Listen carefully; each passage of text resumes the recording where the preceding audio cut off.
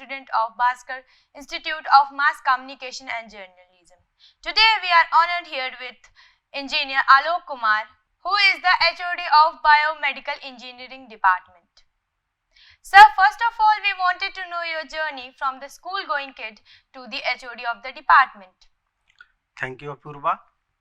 मैं अपने स्कूलिंग की बात करूँ तो सबसे पहले मैंने जो अपना स्कूलिंग किया है वो अपने गांव में ही किया है, क्योंकि हमारे गांव में पहले इंटर कॉलेज नहीं था, अभी हाई स्कूल तक ही था, तो मैंने वहां से हाई स्कूलिंग की।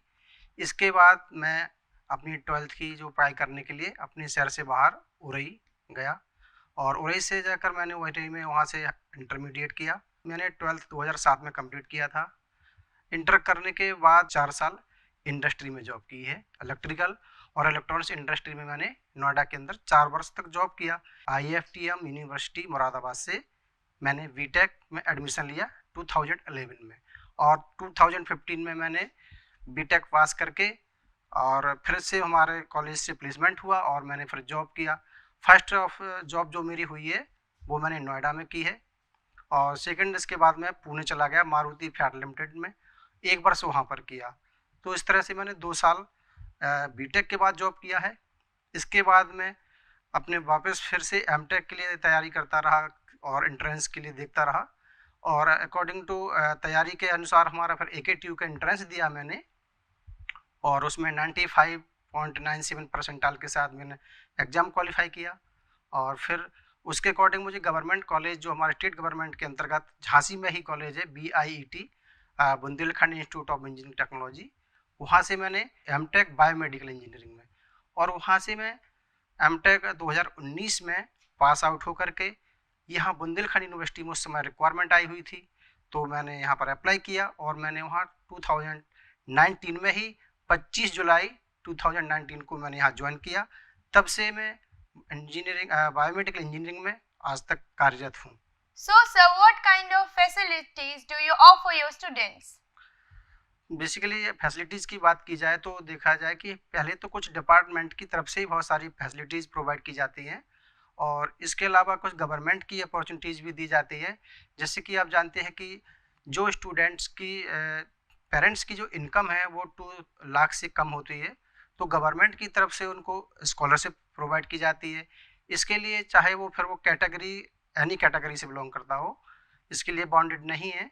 उसकी जो आय है पेरेंट्स की वो 2 लाख से कम होनी चाहिए। दूसरा ये है कि डिपार्टमेंट की तरफ से हमारे यहाँ एक्सपर्ट लेक्चर भी कराए जाते हैं स्टडी के लिए, और बच्चों के लिए गेट के लिए तैयारी भी कराई जाती है, और इंटर्नशिप के लिए भी भेजा जाता है, इंटर्नशिप भी की जाती है। और जो वर्कशॉप होती है, जैसे कि अदर इंस्टीट्यूट में कुछ वर्कशॉप ऑर्गेनाइज होती है, तो बच्चों को उसमें पार्टिसिपेट करने के लिए भी हम लोग प्रेरित करते हैं। इसके अलावा और जो जैसे कि हमारे जो एक मोस्टली बात यह है कि मेरा खुद का जो एक्सपीरियंस है, मैंने इंडस्ट्री में लगभग 6 ईयर काम किया है, तो as a technical repair head की तरह वर्क किया है। तो मैं बच्चों को वो इंडस्ट्री के भी जो नॉलेज है वो उनके साथ शेयर करता हूँ, और जो लैब में प्रैक्टिकल वर्क है वो उन्हें मैं स्वयं से कराता हूँ। जैसे कि कुछ बच्चों को देखा होगा कि जब थ्योरिकल नॉलेज तो उनके पास हो जाती है, बट क्या होता है कि जो प्रैक्टिकल नॉलेज के लिए उन्हें थोड़ा सा सोचना पड़ता है कि मैं कैसे रेजिस्टेंस को लगाऊं, कैसे कंपोनेंट को इंसर्ट करूं, इन कंपोनेंट्स का क्या सर्किट डिजाइन करूं। तो उसमें मेरा खुद का जो एक्सपीरियंस है वो उनके साथ शेयर करता हूं, और उन्हें प्रैक्टिकल वर्क में खुद स्वयं कराता हूं। इसके अलावा इंडस्ट्री में उनको कैसे क्वेश्चनिंग कैसे फेस करना पड़ता है, और इंडस्ट्री में जो प्रैक्टिकली बैकग्राउंड में जो काम करना होता है, तो अपने एक्सपीरियंस के आधार पर उनको मैं उस तरह से ट्रेन करता हूँ। तो ये तो हमारी पर्सनल तरीके से उनको ट्रेन करने की फैसिलिटीज़ है, और डिपार्टमेंट की तरफ से भी गेट के लिए भी तैयारी कराने के लिए, और जैसे कहीं कॉन्फ्रेंसेस होती है, जो बच्चे हमारे टैलेंटेड हैं और कुछ पेपर रिसर्च पेपर में काम कर रहे हैं, रिसर्च पेपर लिखना चाहते हैं या रिसर्च में काम करना चाहते हैं, तो उनके लिए अदर इंस्टीट्यूट में और हमारे इंस्टीट्यूट में भी कॉन्फ्रेंसेस होती रहती हैं, नेशनल इंटरनेशनल, तो उनमें भी पार्टिसिपेट कराते हैं।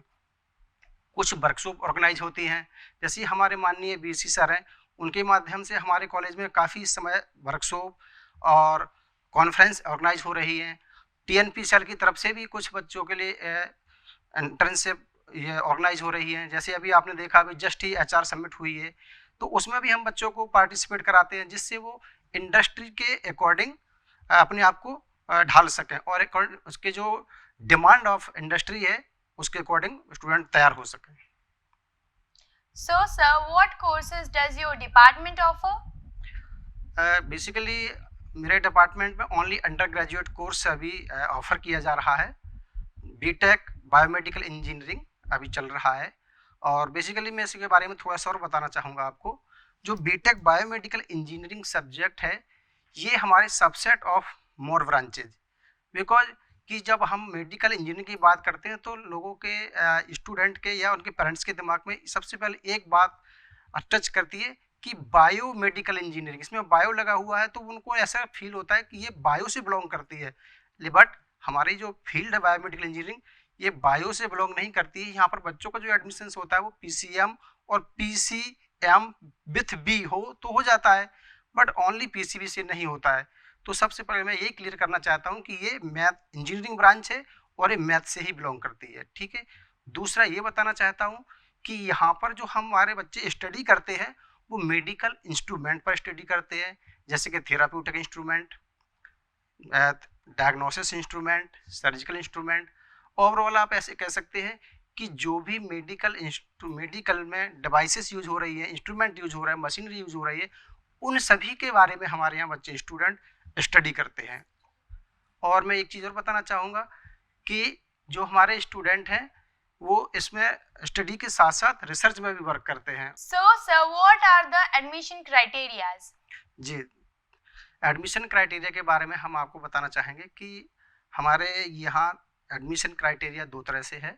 आप हमारे यहाँ जो पहले हम सीट के बारे में बताना चाहेंगे कि हमारे यहाँ 60 सीट अवेलेबल हैं। इनटेक हमारा 60 का है, जिसमें 50% सीट्स हमारी क्या है AKTU के द्वारा या जो जेई मेंस का एग्जाम होता है एक जो NTA कराती है, नेशनल टेस्टिंग एजेंसी, उसके माध्यम से आकर के फिर उसके द्वारा AKTU है जो वो काउंसलिंग कराता है, उसके माध्यम से हमारे यहाँ 50% स्टूडेंट आते हैं और 50% स्टूडेंट हमारी यूनिवर्सिटी एंट्रेंस और डायरेक्ट एडमिशन के माध्यम से आते हैं। So, sir, what are the placement criteria? ये बहुत अच्छा क्वेश्चन है, क्योंकि मैं इसके बारे में कहना चाहूँगा कि मोस्ट स्टूडेंट क्या सभी का एक ही सपना होता है कि मैं किस ब्रांच में एडमिशन लूँ और एडमिशन लूँ तो क्यों लूँ। सबसे बड़ा क्वेश्चन ये होता है कि मैं इंजीनियरिंग करने जा रहा हूँ या एनीथिंग किसी भी ब्रांच में एडमिशन ले रहा हूँ तो क्यों लूँ। तो सबसे बड़ा यही है कि हमें जॉब क्राइटेरिया कैसा है, जॉब कहाँ मिलेगी। तो मैं इसके बारे में बताना चाहूँगा कि बायोमेडिकल इंजीनियरिंग एक उभरता हुआ ब्रांच है मेडिकल फील्ड का और इसमें हमारे यहाँ 100% जॉब है।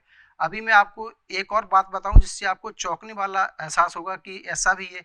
हमारे पास पर डे 5 से 10 रिक्वायरमेंट पर डे आती हैं, बट मैं इंडस्ट्री को और हॉस्पिटल के जो रिक्वायरमेंट को उन्हें फुलफिल नहीं कर पा रहा हूँ। क्यों? क्योंकि थोड़ा सा ये जो हमारे बायोमेडिकल इंजीनियरिंग है इसकी अवेयरनेस कम होने के कारण लोगों को पता नहीं है। बट ये जो ब्रांच हमारे यहाँ चल रही है ये हमारे यहाँ 2002 से एस्टेब्लिश हुई थी, तब से रन कर रही है और उस समय लगभग हमारे यहाँ फुल इनटेक 60 का चलता था, लेकिन धीरे धीरे कुछ अवेयरनेस को वैसे एड्स करते हैं वो कम हो पाया तो इस वजह से एडमिशन कम हुए। तो इसलिए हमारे यहाँ जो कंपनी तो ऑफलाइन कैंपस ज़्यादा हमारे सिलेक्शन होते हैं। तो आप देखा जाए कि जो हमारे एलुमनाई हैं वो बहुत अच्छी पोस्ट पे है इस समय पोस्टेड हैं। हाँ, जैसे अपोलो हॉस्पिटल में AGM पोस्ट पर हैं और मैक्स हॉस्पिटल दिल्ली में हैं, मुंबई में हैं। तो ऐसे ऐसे हायर पोस्ट पर बैठे हुए जो हमारे स्टूडेंट हैं तो उनको ही इतनी रिक्वायरमेंट होती है कि वो ही कॉल करके बोलते हैं, पूछते कि सर आप यहाँ कितने स्टूडेंट हैं और मुझे इतनी रिक्वायरमेंट है। तो मैं उनकी ही रिक्वायरमेंट फिल नहीं कर पाता हूँ और अदर डिपार्टमेंट के स्टूडेंट के लिए भी मैं हेल्प करता हूँ कि जब हमारे पास नहीं है तो अदर डिपार्टमेंट के स्टूडेंट हैं कि उनको ही जॉब मिल जाए। इसलिए मैं ये कहना चाहूँगा कि हमारे यहाँ 100% जॉब है। क्योंकि आपने देखा होगा जैसे जब इंडस्ट्री आती है, अदर ब्रांच के बारे में थोड़ा सा मैं कुछ कहना चाहूँगा कि जैसे आप किसी भी इंटरव्यू में बैठते हैं तो वहाँ देखते हैं कि बच्चे काफ़ी ज़्यादा होते हैं और कंपनियाँ आती हैं तो वो क्या करती हैं 10 से या 50 रिक्वायरमेंट है तो हमारे 100 स्टूडेंट या 1000 स्टूडेंट है उसमें पार्टिसिपेट करते हैं। तो कंपनियाँ उनको सोचती है कि मैं उनमें से कुछ ही बच्चों को सिलेक्ट करूँ, चुन करके सिलेक्ट करूँ। लेकिन हमारे यहाँ एक इसका अपोजिट है, हमारे यहाँ बच्चे कम हैं, इस वजह से जो इंडस्ट्री के जो हमारे यहाँ आते हैं तो बच्चे चूज ये करते हैं कि मैं इस कंपनी में जाऊँ या उस कंपनी में जाऊँ। फिर बच्चों के अंदर ये रहता है कि जो कंपनी मुझे ज़्यादा पैकेज दे रही होगी मैं उसमें चला जाता हूँ। तो इस तरह से हमारे यहाँ बच्चे जो कहते हैं ना क्लास में एक लास्ट नंबर का बच्चा होता है, वो भी आज तक बैठा नहीं है, और इस तरह से हमारे 100% प्लेसमेंट है। So, sir, anything you wanted to share with the students? मैं आपको और थोड़ा सा बताना चाहता हूँ कि बेसिकली बायोमेडिकल इंजीनियरिंग है क्या। ये बायोमेडिकल इंजीनियरिंग एक ऐसी ब्रांच है जो हमारे इंजीनियरिंग एप्लीकेशंस होती हैं, उन इंजीनियरिंग एप्लीकेशंस को के द्वारा हम बायोलॉजिकल जो इशूज हैं, जो हमारे पेशेंट्स है उसकी जो बायोलॉजिकल इशूज है उनको हम क्या करते हैं, उसको प्रॉब्लम को सॉल्व करना। यानी कि आप जाने इंजीनियरिंग एप्लीकेशन के माध्यम से पेशेंट की प्रॉब्लम को रिजॉल्व करना। ऐसे इसका एग्जांपल हम दे सकते हैं, जैसे रेडियोलॉजी है। रेडियोलॉजी में आप देखते हैं कि हमारे यहाँ MRI, CT स्कैन, अल्ट्रासाउंड, इस तरह की जो मशीनरी यूज़ होती है ये डायग्नोसिस पर्पस यूज़ होती है, ये डायग्नोस करती है। और इसके अलावा आपने ECG के बारे में सुना होगा, ECG है, इलेक्ट्रोएन्सेफेलोग्राफी, EEG है, EMG है, PCG है। इस तरह की ये डिवाइसेस हैं, ये सारी डिवाइसेस के बारे में हमारे यहाँ स्टडी करते हैं बच्चे, और ये स्टडी करने के बाद उसमें उनको जो जॉब क्राइटेरिया है वो मोर जॉब क्राइटेरिया मिलते हैं, जैसे कि biomedical engineer, service engineer, sales engineer, medical specialist, medical instrument researchers, और भी मैनी मोर पोस्ट हैं जो बच्चों को मिलती हैं। सेल्स में जाते हैं, मैन्युफैक्चरिंग में जाते हैं, इंडस्ट्री में एज ए क्वालिटी इंजीनियर जाते हैं, सॉफ्टवेयर इंजीनियर की पोस्ट पर जाते हैं, as a incoming quality control, outgoing quality control पर पोस्ट पर हमारे बच्चे सिलेक्टेड होते हैं। तो और ये तो हमारे इंडिया के अंदर तो अभी जो है वो क्राइटेरिया है ही, बट फॉरेन में भी इसका बहुत बड़ा स्कोप है। तो हमारे बच्चे कुछ फॉरेन में भी जॉब कर रहे हैं, कुछ इंडिया में भी है, कुछ फॉरेन में भी कर रहे हैं। तो आपको इसमें जॉब के लिए कहीं भटकना नहीं है किसी भी तरह से। अगर आप इस फील्ड को चुनते हैं तो आपको 100% जॉब मिलेगी। और आगे जो फ्यूचर के बारे में हम बात करते हैं तो मेडिकल फील्ड कभी समाप्त होने वाली फील्ड नहीं है, और जैसे ही एडवांस हम टेक्नोलॉजी में बढ़ते जा रहे हैं वैसे ही हमारी diagnosis, therapeutics, surgical devices advance होती जा रही हैं। तो हमारा ये स्कोप आगे दिन पे दिन बढ़ता ही जाएगा और बच्चों को जॉब मिलती रहेगी और सक्सेस होते रहेंगे। Thank you, sir. Yeah.